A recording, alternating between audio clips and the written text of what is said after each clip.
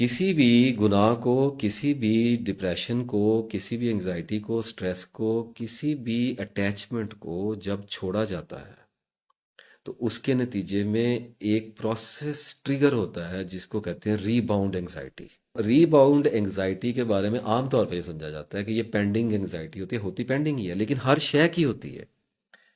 एक रिश्ता है आपके साथ, आप उसके किसी से मोहब्बत हो गई है, अब वो औरत आपको छोड़ के चली गई है और आपको विड्रॉल आ रहा है उसकी पर्सनैलिटी का। उसकी आदत हुई हुई थी, उसके विड्रॉल आप काट रहे हैं, वो गम आ रहा है, रोना आ रहा है, मिलना चाह रहे हैं, मिला नहीं जा रहा है, वो आपका फ़ोन नहीं उठा रही है, आपसे डिस्कनेक्ट हो गई है, या वट एवर, या उसकी कहीं पे शादी हो गई है, जो भी ये नॉनसेंस सारा कुछ चल रहा है। तो उस ये रीबाउंड एंजाइटी, आप उस बंदे के बगैर रहने का तसव्वुर नहीं कर सकते थे, इसलिए छुपते थे अपने आप से और उसके रिलेशन की मोहताजी में थे। कुछ रिश्ते ऐसे हैं जिनकी कोई मोहताजी नहीं। माँ बाप के रिलेशन की डिमांड हमेशा ही हमारे अंदर रहेगी। अल्लाह और उसके रसूल के रिलेशन की डिमांड मेरे ही हमेशा ही रहेगी, भाई बहनों की रहेगी। जो रिश्ते नाते अल्लाह ने पैदा किए हैं, अच्छे दोस्त हैं, कारोबारी ताल्लुकात है, ये रहती है। लेकिन कुछ रिश्ते ऐसे होते हैं जो हम थोड़ा सा ज़रा एग्जैजुरेट करके बना लेते हैं, और उसके बाद फिर हम डिपेंडेंसी में जाते हैं उस विड्रॉल से बचने के लिए कि अब इस बंदे के बगैर रहा कैसे जाएगा, इसलिए मिला जाए। इस बंदे से बात किए बगैर नींद नहीं आती, इसलिए बात की जाए। तो वो आदमी, वो रिश्ता एक ड्रग के तौर पे एक्ट करने लगता है हमारी लाइफ में, और हम अपनी अपनी रेजिस्टेंस को नंब कर देते हैं, अवॉइड कर देते हैं, ब्रश असाइड कर देते हैं कि खैर है, अभी तो मैं गुजारा करूँ ना, अभी तो मुझे दस्तयाब है। खौफ तो होता है कि अगर ये चला गया, अगर ये छोड़ गया, अगर ये मर गया, अगर इसकी कहीं शादी होगी तो फिर मेरा क्या बनेगा, लेकिन उस चीज़ को अवॉइड करते हैं। तो जब वो छोड़ता है या आप उसको छोड़ते हैं तो रीबाउंड एंग्जाइटी आती है। तो इस बात को भी गौर से समझ लीजिए कि जो परेशानी आपको आनी है, ये वही परेशानी है जिसको आप इग्नोर कर रहे थे, ये पेंडिंग है, आपकी पड़ी हुई है। अब आपने इसको फेस करना है। एक तो ये आएगी। दूसरा, अगर कोई मेडिसिन है तो थोड़ी सी डिफरेंट चीज़ें आएंगी, केमिकल का विड्रॉल भी आएगा। फॉर एग्जाम्पल, जब शराब छोड़ेंगे तो शराब छोड़ने का विड्रॉल तो आएगा, जो साइकोलॉजिकल अटैचमेंट डीटैच हो रही है उसकी पेन तो आनी ही आनी है, जिस्म के अंदर और नफ्सियात के अंदर दोनों तरफ दबाव आएगा। लेकिन केमिकल का अपना भी विड्रॉल आना है। उसके अंदर पता नहीं कौन कौन सा इंग्रेडिएंट है जिसकी आदत आपको पड़ी हुई है। तो अब आप जब उसको छोड़ रहे हैं तो दो तरह की प्रॉब्लम्स आपको आनी है, और वो प्रॉब्लम्स फिजिकल भी आएंगी, साइकोलॉजिकल भी आएंगी। रुके रहिए, सब्र कीजिए, नमाज से मदद मांगिए, कुरान पाक पढ़िए, हेल्दी एक्टिविटीज़ अपनाइए। आसान नहीं है, जितने आराम से कह दिया गया है हरगिज़ इतना आसान नहीं है। I understand. ये कॉन्सेप्ट ना रखिएगा कि मैं ड्रिंकिंग करता हूँ तो मेरा फला दोस्त भी ड्रिंकिंग करता है तो हम दोनों मिलके छोड़ दें, उसको मनाने निकल जाएं। आप उसको क्या पता, हो सकता है वो ना छोड़ना चाहता हो, उसकी तमन्ना ना हो, उसके रास्ते ये वाले ना हो। तो आप अपने कॉन्सेप्ट में किसी के कॉन्सेप्ट को कभी भी शरीक मत कीजिए। सफ़र अल्लाह ताला की तरफ होता है, जो वो नफ्स को पाक करने से ही शुरू किया जाता है, और वो तन्हाई का सफ़र होता है। इसमें मदद तो ज़रूर की जाती है जैसे अभी की जा रही है, क्योंकि जो कर रहा है उसकी भी की गई थी। तो बात यह है कि अकेले चलें, नॉलेज को गेन करें, अट्रैक्ट करें, परसीव करें, और उस कम्युनिटी के साथ अपना नेटवर्क बनाएं जो ड्रिंकिंग को छोड़ रही है, छोड़ चुकी है, छोड़ने के बारे में सोच रही है।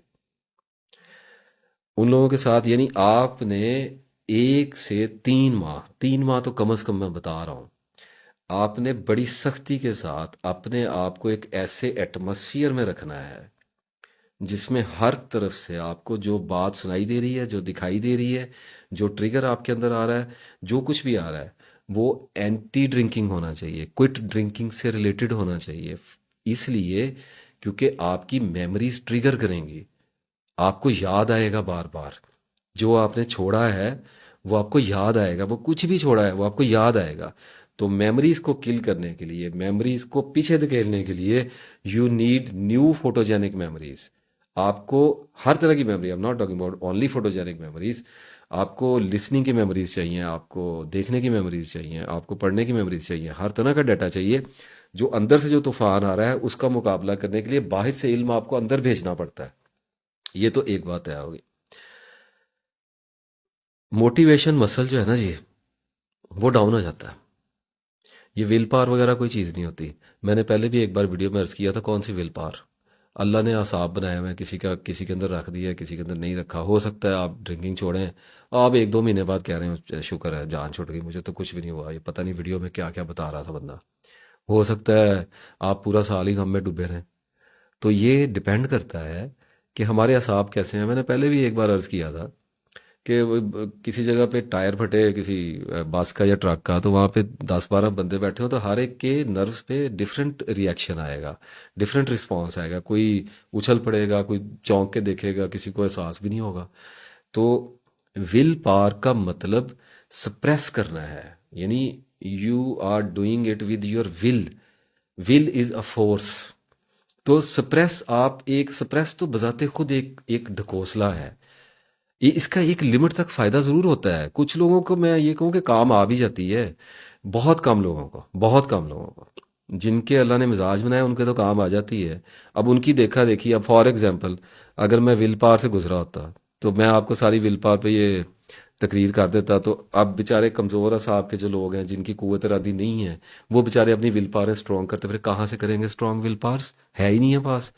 तो will power is a form of suppression. ये दबाने वाली एक फोर्स है। इट्स मीन कि ये एक टॉर्चर है, ये मेंटल टॉर्चर है। इसी तरीके से मेंटल टॉर्चर के मैं अगेंस्ट इसलिए विल पावर कभी कभी अगर कोई थोड़ी बहुत हमारे अंदर बन भी जाए, कुछ पढ़ पढ़ा के, तो इतनी की ज़रूर होती है कि हम वक्ती तौर पे अपने आप को थोड़ी देर के लिए रोक सकते हैं। और जिन लोगों में अल्लाह ने आसाबी तौर पे ही विल पावर का सिस्टम ही इंस्टॉल कर दिया हुआ है, बन गए हुए, उनका मिजाज इस तरह का हो गया है कि they think they have a great will power, जिस तकब्बुर में दाखिल होती दिखाई देती है लोगों की स्टेटमेंट। और जो कहते हैं कि हमारी बड़ी विल पावर है, उनको इस मामले में थोड़ी एहतियात करनी चाहिए। आदमी को अल्लाह ताला के सामने आजिज रहना चाहिए। तो मोटिवेशन की ही एक किस्म है ये। मोटिवेट आपको मैंने अब कर दिया, तो आप जब अपनी रियल लाइफ में जाएंगे और जब आप अपनी जंग शुरू करेंगे, तो मेरी वीडियो कितनी देर तक देख लेंगे? एक बार देख लेंगे, 2 बार देख लेंगे, 3 बार देख लेंगे, क्या करेंगे इसको देख के? वही सुना हुआ डाटा उसको रिपीट करते रहेंगे, रिपीट करते रहेंगे। मोटिवेशन का मसल डाउन हो जाएगा। तो क्या करना पड़ेगा? नई मोटिवेशन ढूंढनी पड़ेगी, और वीडियोस देखें। जिस भी चीज़ को आप क्विट कर रहे हैं, किसी भी चीज़ को, उसके उस सिनेरियो में चले जाएं जिसमें लोग उसको छोड़ रहे हैं, उससे निजात की बातें कर रहे हैं, उसको छोड़ चुके हैं। छोड़ने के बाद अपनी सक्सेस स्टोरीज को डिस्कस कर रहे हैं। कहीं पे भी है, कुछ भी है, रूहानियत में चले जाएं, मोहब्बत में चले जाएं, डिप्रेशन में चले जाएं, स्मोकिंग में चले जाएं, शराब में चले जाएं, किसी चीज़ में चले जाएं, पॉर्न में चले जाएं, क्विटिंग में जाएं, you are going to quit. तो अब क्विटिंग में जब जाएंगे, तो 3 महीने तक आपने ये क्लाउड के अंदर रहना है, वल्नरेबिलिटी से बच के रहना है, इतने बड़े क्लाउड में रहना है कि आपको हर वक्त यही चीज़ें अंदर जा रही हों, तो यही चीज़ें बाहर चल रही हों। तो ये जो न्यू डाटा अंदर जा रहा होगा, ये उस पुराने डाटे के साथ फाइट कर रहा होगा, उसको परे धकेल रहा होगा, और आपको सस्टेन करा रहा होगा, स्टेबल रख रहा होगा आपकी जगह पे, रिलैप्स करने से रोक रहा होगा आपको। आई मीन टू से, बात तो बड़ी छोटी होती है, समझाने में कितना टाइम लग जाता है। अब इस आराम से कहा जाता कि रिलैप्स करने से बचना है, तो फिर कैसे समझ आनी थी? रिलैप्स ऐसा होगा कि जब एक्यूट विड्रॉल आएगा, तो बहुत सारे लोग रिलैप्स कर जाएंगे, 10 दिन 15 दिन छोड़ा, और उसके बाद डर गए, घबरा गए, तंग आ गए, थक गए, परेशान हो गए, अजियत सहने से उकता गए, खौफजदा हो गए, और वापस पलट आए। इन 3 महीनों में ड्रामा चलेगा सारा। देखें, जब मैं कहता हूँ 1 से 3 महीने, तो ये कोई स्टेटिक टाइम फ्रेम नहीं है। थोड़ा सा बढ़ भी सकता है, थोड़ा सा घट भी सकता है, हो सकता है 40-45 दिन, हो सकता है 5-6 महीने, लेकिन इसके अंदर अंदर ही है, इससे बाहर नहीं है। अगर बहुत ही तवील एक प्रैक्टिस चलती आ रही है, फॉर एग्जांपल अगर कोई पॉर्न देखा है 25-30 साल, तो कम से कम 1 साल तो अलाउ करें विड्रॉल को।